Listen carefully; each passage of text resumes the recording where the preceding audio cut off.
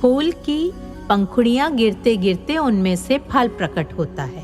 ये फूल आगामी पीढ़ी को केवल सौंदर्य और सुगंध ही नहीं देते, बल्कि फल अच्छे मूल्य रूपी बीज भी देकर प्रकृति में विलीन हो जाते हैं।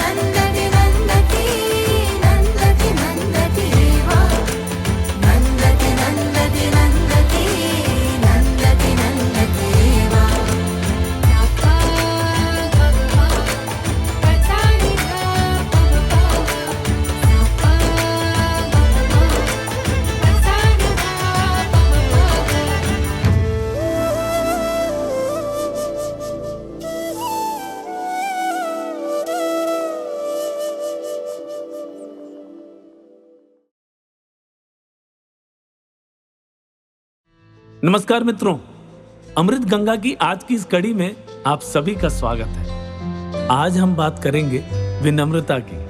दोस्तों, महानता और विनम्रता एक ही सिक्के के दो पहलू हैं। सच्ची महानता के फल से लदा वृक्ष सहज ही झुक जाता है। अम्मा जैसे सद्गुरु जो स्वयं नहीं करते, वो अपने शिष्यों से, भक्तों के माध्यम से करवा लेते हैं। इसका अभिप्राय ये कभी नहीं होता कि शिष्य गुरु से आगे निकल गया। वो जो नहीं कर सके वो उनके शिष्य ने कर दिखाया। सद्गुरु पूर्ण है, उन्हें कुछ भी नहीं चाहिए। अनंत कृपालु गुरु अपने शिष्य को यश, कीर्ति लेने देता है, किंतु सच्चा शिष्य जानता है इस शरीर के मुखौटे को पहनकर गुरु ही कर रहे हैं। वो ये नहीं सोचता कि मैं करता था और गुरु जी की उपस्थिति थी, बल्कि उसकी दृढ़ निष्ठा ये होती है कि सब कुछ मेरे सद्गुरु करते हैं, मैं तो बस माध्यम मात्र हूं। मुझ में ऐसा सामर्थ्य कहां। मेरा अहोभाग्य कि उन्होंने मुझे माध्यम बनाकर स्वयं सभी कार्य कर मुझे यश दे दिया। भूमाता से भी बढ़कर अम्मा इतने धैर्य सहित हमारी छोटी बड़ी गलतियां सहती हैं और सहारा देने वाले अपने हाथों को हमसे भी छिपाकर हमारे आत्मनिर्भर व स्वावलंबी बनने की राह देख रही है। आइए हम उनके संकल्प को सत्य करते हुए वो बने जो वो हमें बनाना चाहती है, विनम्रता जैसे दैवी गुणों से संपन्न।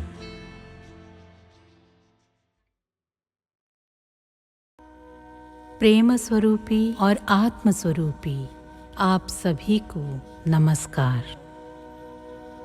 ഈ ലോകത്തിലെ ഒരു ചെറിയ ജീവിക്ക് പോലും നന്മ ചെയ്യാൻ നമുക്ക് കഴിഞ്ഞാൽ അത് നമ്മുടെ ജീവിതത്തിലെ ഒരു വലിയ മുതൽക്കൂട്ട് തന്നെയാണ്. നമ്മുടെ ഓരോ നല്ല പ്രവൃത്തിയും ഒട്ടേറെ പേരെ സ്വാധീനിക്കും. അവരുടെ പ്രവൃത്തികൾ മറ്റനേകം പേരെ സ്വാധീനിക്കും. അതിനാൽ നന്മ ചെയ്യാനുള്ള ഒരവസരവും നമ്മൾ പാഴാക്കരുത്. हम जगत में किसी भी प्राणी की सहायता करें तो हमारे पुण्यों में वृद्धि होगी।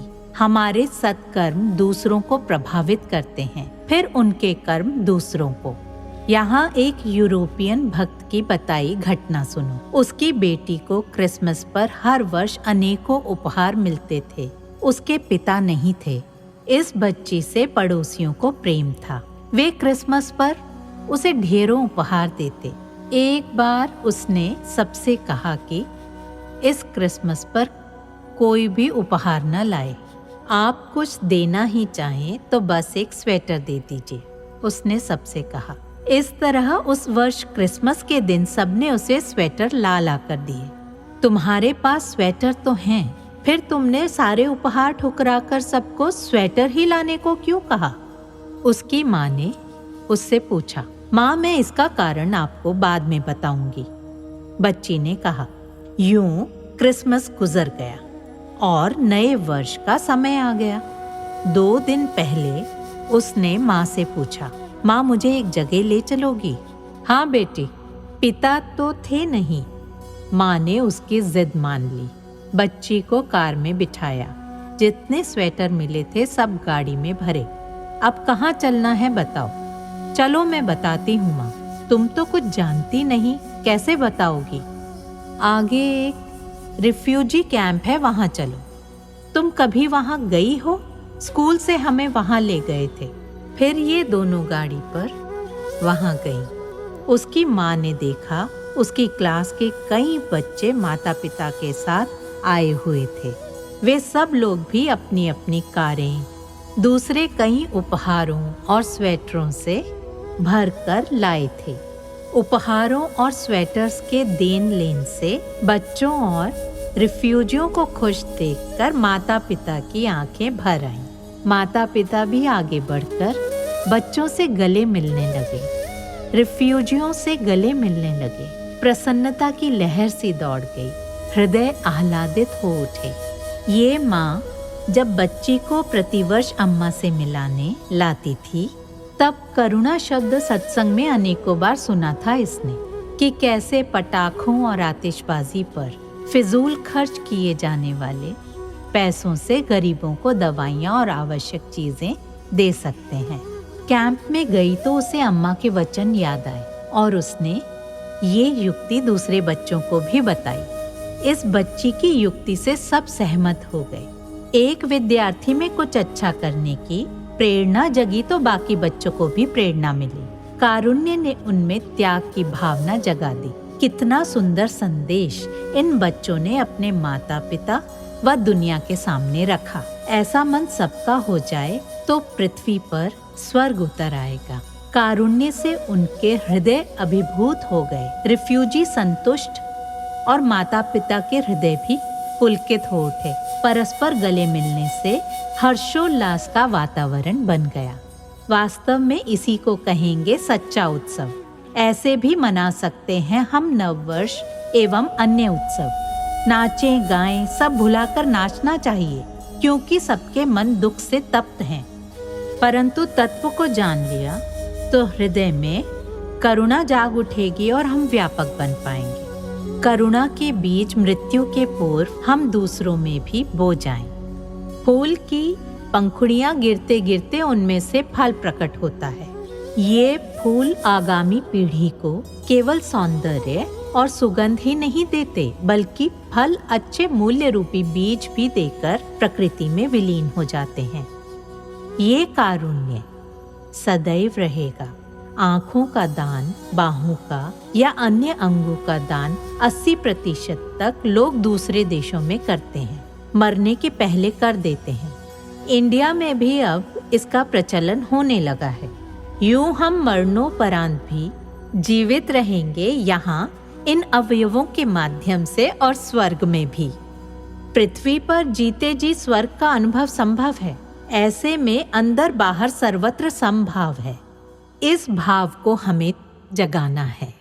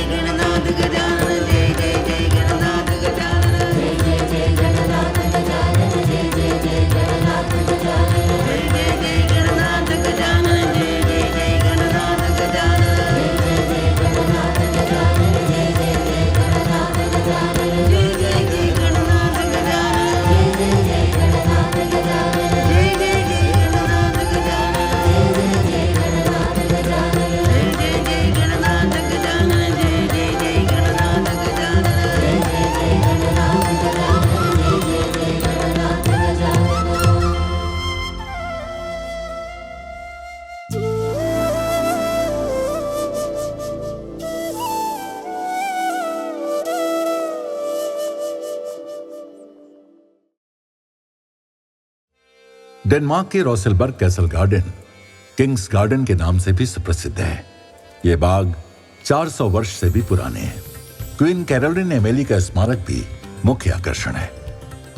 17वीं सदी के आसपास बने इस किले में शाही सामान प्रदर्शन के लिए रखा गया है।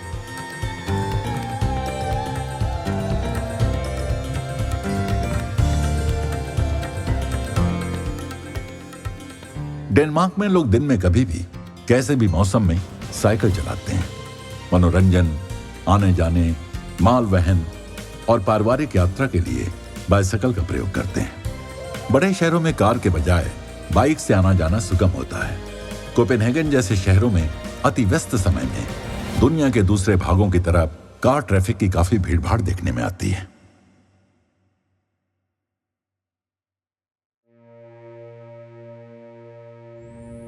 अम्मा ने ध्यान एवं आत्म पूजा और विश्व शांति हेतु प्रार्थना में सबका मार्गदर्शन किया।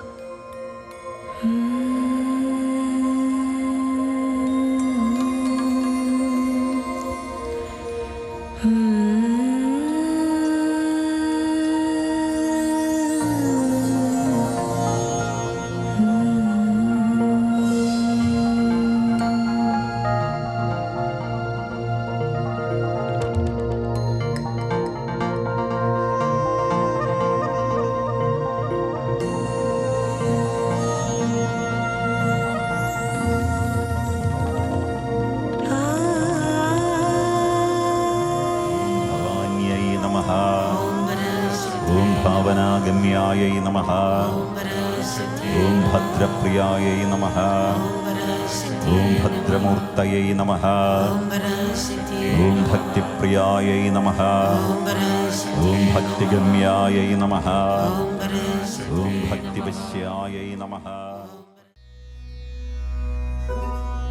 अम्मा का दर्शन मानो किसी गीत में खो जाने जैसा होता है।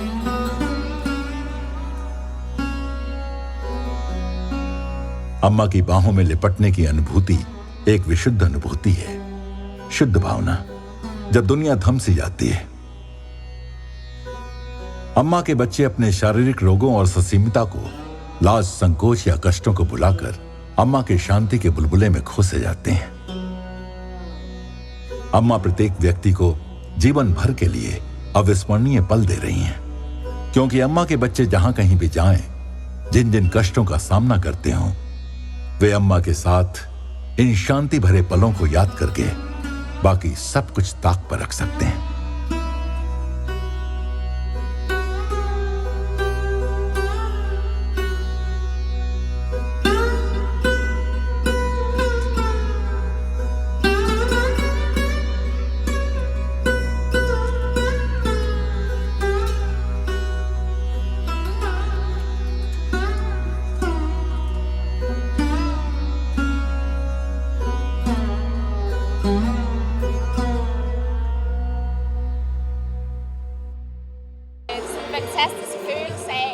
पहली पहल तो मैंने सोचा कि आध्यात्मिकता मेरे बस की बात नहीं, लेकिन अम्मा इसे हमारी समझ के स्तर पर उतार कर ले आती है। अम्मा के वचन जल्दी से समझ में आ जाते हैं और व्यवहार योग्य मालूम होते हैं। अम्मा सहायक शक्ति और अहेतुक प्रेम का भंडार है। अम्मा के एक भक्त ने बाली स्टील पैन प्रस्तुत किया।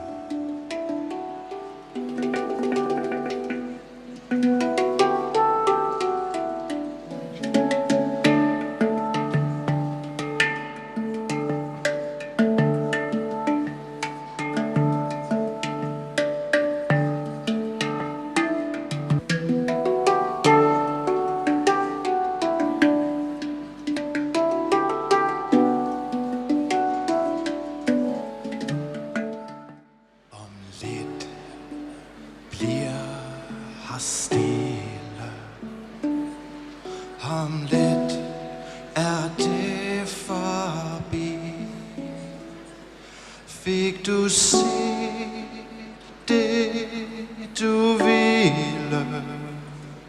Fik du hørt din melodi? Forladt og alene, den unser Zirkus Prinzessin rund. Gå i stå på sin line i et sanseløst sekund. Hamlet, Hamlet, er vi borte.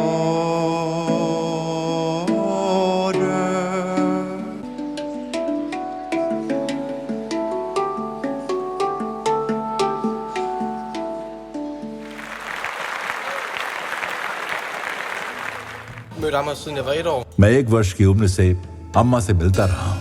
अम्मा पहली बार आई हैं, जो अपने आप में बड़ी घटना है। अम्मा ने अपनी लोकोपकारी सेवाओं के माध्यम से दुनिया को कितना दिया है। अम्मा की इस मानव सेवा में मैं भी छोटी सी भूमिका निभाना चाहता हूँ। दूसरों की सहायता करना या किसी अच्छे कार्य में योगदान देना मुझे अच्छा लगता है। अम्मा मेरी अपनी माँ है। उनकी उपस्थिति हमारे लिए कितनी राहत भरी है। डेनमार्क आने के लिए आपका धन्यवाद अम्मा।